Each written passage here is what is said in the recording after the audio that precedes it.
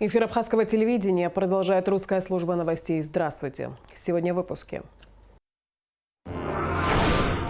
Несмотря на сложные погодные условия, день и ночь продолжаются работы по устранению неполадок в водоснабжении столицы.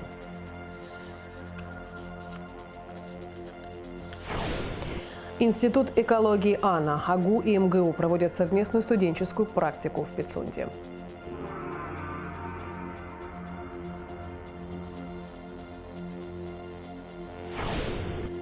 Ждать ли снега на побережье и как проявит себя февраль, расскажут метеорологи.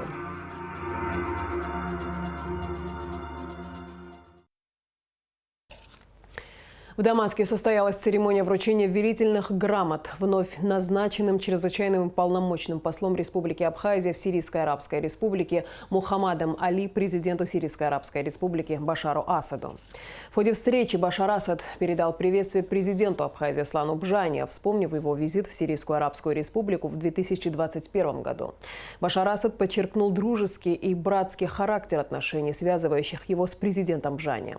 Президент Сирии также пожелал новому послу Абхазии успеха в выполнении стоящих перед ним задач, подчеркнул прочность сирийско-абхазских отношений и необходимость их укрепления в различных сферах.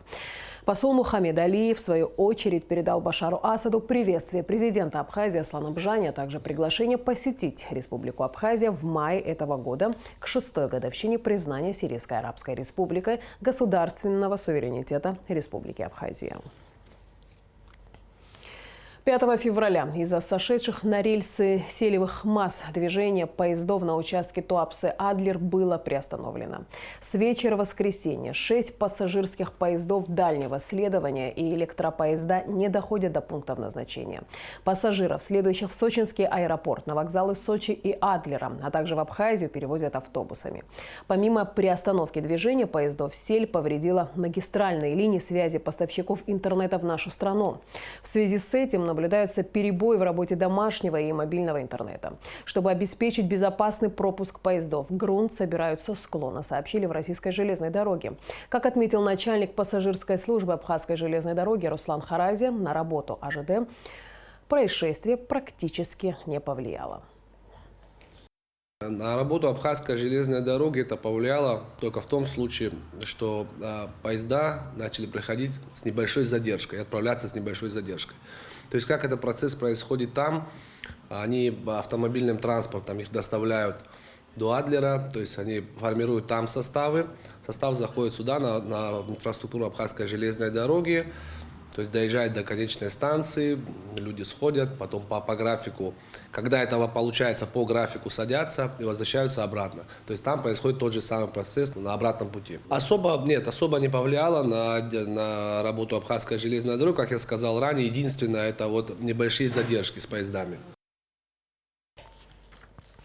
Министр здравоохранения Эдуард Бутман провел совещание с главврачами городских и районных больниц республики. Участники совещания обсудили вопросы преобразования кардиологической службы, энергообеспечения медучреждений ввиду плановых отключений электроэнергии, повышения квалификации среднего медицинского персонала, усиления профориентационной работы для школьников и студентов. На повестке дня, в числе прочих, вопрос решения кадрового дефицита в Гагрской районной центральной больнице. Особый дефицит наблюдается в хирургической службе. Как отметил Эдуард Бутман, будет применена ротация кадров. Разработан график, по которому гагрским специалистам помогут хирурги из Сухума. Разработку и реализацию намеченного плана Эдуард Бутман возложил на своего заместителя Саиду Делба. Последние дни в Сухуме перебой с водоснабжением. Жители столицы давно не оставались так долго без воды. С чем это связано, расскажет Алика Трапш. Последние 10 дней жители столицы испытывали крайние неудобства в связи с отсутствием в домах питьевой воды. Причиной этому стали непредвиденные поломки и даже природные катаклизмы. Так, в конце января из-за обильных дождей поднялся уровень воды в реке Киласур, в результате чего было сорвано 30 метров трубы напорного водовода, который проложен через реку диаметром 500 миллиметров. На трое суток жители района Турбазы, сел Дзыкта и Баслата, улиц Чанба, Комсомольская, Батумская, а также частично Станично-Кудовского шоссе остались без воды. Специалисты Сухумского водоканала приступили к устранению аварий, как только сошла вода. Это самый тяжелый участок, именно вот эта Киласури, которая, значит, через речку проходит. На других участках мы там подстраховали, имеется в виду, значит, там чуть-чуть маршрут другой. Здесь мы планируем, мы 2 года назад на этом же участке мы ее закапывали, трубу в русло реки. Закапывали буквально до 2 метров. Но сегодня 2 года она, значит, выдержала. В этом году будем планировать ее или вообще, значит, обвести, или же строить какую-то дамбу или какие-то опоры, чтобы ее поднять. После того, когда мы провели эти восстановительные работы, мы ее усилили, обложили нижнюю часть трубы, значит, обложили ее, рассчитывая на то, что значит, будет наносить грунт и закроет нашу трубу. Также серьезная авария произошла на пересечении улиц Имама Шамиля и Бегуа из-за поломки водовода диаметром 500 мм. Этот участок считается сложным, так как по нему проходит сразу несколько водоводов. И здесь проблема была устранена, и подача воды возобновлена спустя сутки после поломки. Там камера у нас, большая камера, там много, значит, у нас помимо этого третий водовод, значит, помимо 3-го водовода там еще спускается и 5-й водовод, и еще с резервуаров поступают, там узел такой, значит, серьезный. И один из узлов, значит, там произошла авария, значит, слетела муфта электросварная. К сожалению, там, значит, после того, когда мы провели эти работы, в другом месте, там рядом же, в этой же, значит, зоне, значит, пропустила еще одна, значит, труба. А мы установили 2 электромуфты, вынуждены были, значит, 2 электромуфты устанавливать, потому что, значит, нам вставку делать одной не обойдешься. Значит, и, естественно, после того, когда это все произошло, ребята разошлись, мы, значит, все там в 4 утра. Ну, естественно, после того, когда уже получилось, что там вот рядом еще одна такая утечка нехорошая образовалась, ну, мы решили подать, значит, воду людям, несмотря на то, что там пропускала она, подать людям, чтобы они как бы чуть-чуть поднакопили воду. 1 день переждали, на 2-е сутки пришлось опять останавливать. Но у нас уже там более подготовленная была, имеется в виду, вообще там все раскрыто, все раскопано, подготовленный участок был, и мы, в принципе, завершили его где-то к 9 часам вечера. В 10, в 11 уже подали воду. Всего у Сухумского водоканала 34 тысячи абонентов. Из них порядка 10% оплачивают счета за воду. Стоит отметить, что водоканал производит ремонтные работы, закуп оборудования за счет сборов. И вот почему важно и нужно своевременно оплачивать счета за потребленную воду. Бюджетные, хозрасчетные организации, они на самом деле все оплачивают. Вообще даже. Но население у нас чуть-чуть хромает на самом деле. Да, мы тоже, может быть, постоянно не 100% не подаем воду, да, там бывают у нас тоже, когда сбои происходят, но при этом фактически мы стараемся, чтобы круглые сутки у нас поступала вода в город. Необходимо платить, потому что мы полностью все свое хозяйство содержим за счет сборов. Там же и зарплата, и материалы, и техника, это трубы, тот материал, чем мы работаем, мы все приобретаем за счет сборов. Если сборов не будет, мы, естественно, и тяжело будет ремонтироваться, и на работу никто не придет. На работу не придут, люди не идут на работу, потому что зарплаты низкие. Столичный водоканал систематически проводит плановые работы по поддержанию и обновлению водопроводного хозяйства. В ближайшее время, как погодные условия улучшатся, водоканал приступит к ремонтно-восстановительным работам на 2-й насосной станции в селе Нижняя Ишера. Аля Катрапшира, Мукамки, Абхазское телевидение. В связи с дефицитом электроэнергии, обусловленным сокращением объемов поставок из Российской Федерации, низким уровнем воды в Джварском водохранилище, с 6 по 8 февраля Черноморэнерго ввело новый график отключения электроэнергии по всей республике. Свет будут отключать 2 раза в день – утром и вечером по 2 часа. Более подробная информация на странице Черноморэнерго в Facebook. Институт экологии АНА, биолого-географический факультет АГУ и географический факультет МГУ имени Ломоносова уже 2 недели проводят студенческую практику в Пицунде. Основные направления исследований – изучение современных природных процессов, оценка последствий изменений климата и многое другое. Подробнее в репортаже Сария Кварацхилья. В пансионате МГУ «Солнечный», расположенном на расстоянии 10 километров от города Пицунда, на стыке двух заповедников в экзотическом ущелье Ряпш на берегу моря, географический факультет МГУ имени Ломоносова кафедры геоморфологии и палеографии проводит экспедицию. Цель исследований – понять, как возникла сегодняшняя Абхазия, как менялись природные условия и как ведет себя Черноморское побережье последние несколько лет. Ну вот известно, что осенью прошли катастрофические дожди. Одна из целей экспедиции – это зафиксировать, объяснить и прогнозировать дальнейшие катастрофические процессы, которые происходят в зоне побережья. Это одна только цель. Вторая цель экспедиции, и это в течение нескольких наших приездов она все время развивается, это жизнь берега. А берег, как известно, это главный рекреационный туристический ресурс для Абхазии. Еще одни обстоятельства, которые нас заставили сюда приехать и чем мы занимаемся, это создание карт, геоморфологических карт природных процессов, потому что, имея на руках документы, с этими картами можно выходить в мир и популяризировать эту географию, переводя язык специальных карт на язык общепонятный для обывателя, туриста, потому что многие объекты Абхазии, Рица, долины, побережья нуждаются в объяснении. Географический факультет МГУ уже 2 года проводит такие работы в Абхазии. Сюда приезжали студенты, аспиранты и выпускники кафедры. И вот они снова здесь, но команда увеличилась в 2 раза. На местах работают одновременно 60 специалистов. Из них группа преподавателей, научных сотрудников Московского университета, несколько докторов наук, специалистов в разных направлениях, что очень важно, отметил Андрей Бредихин. Здесь, на территории Абхазии, мы воспитываем студентов.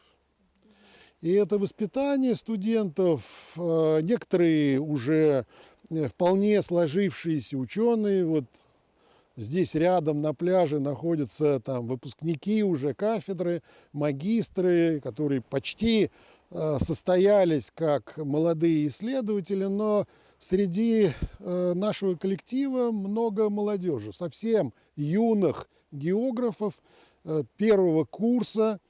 Здесь они получают первое знакомство с экспедиционными исследованиями.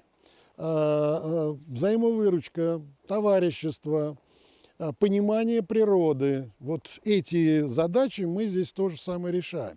Но что самое главное, я считаю, земля Абхазии, люди, которые нам помогают, сотрудники пансионата Солнечного, этой базы, которую мы используем уже не первый раз, работники Института экологии, мы находим общий язык.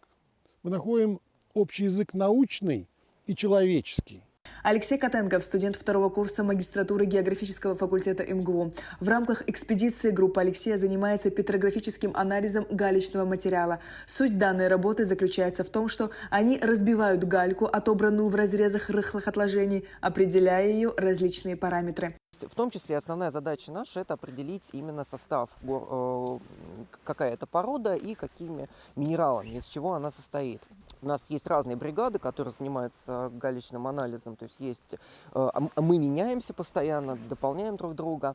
Графики будут построены первые здесь, но основной анализ будет проведен уже в Москве, соответственно, вот, и тогда уже через пару месяцев условно можно будет говорить о первичных результатах проделанного анализа.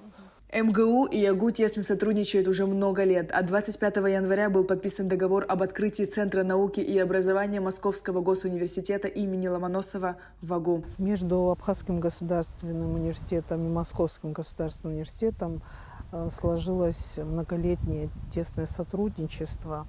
И особенно это проявлялось между биолого-географическим факультетом АГУ и географическим факультетом МГУ.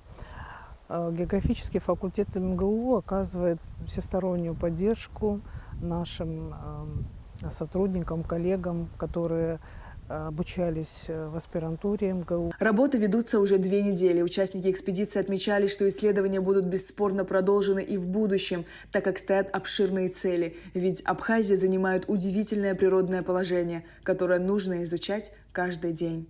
Сария Кварацхеля, Музафар Астанов, Абхазское телевидение. Школьница из Абхазии Милена Кешебян вошла в детскую дирекцию Всемирного фестиваля молодежи.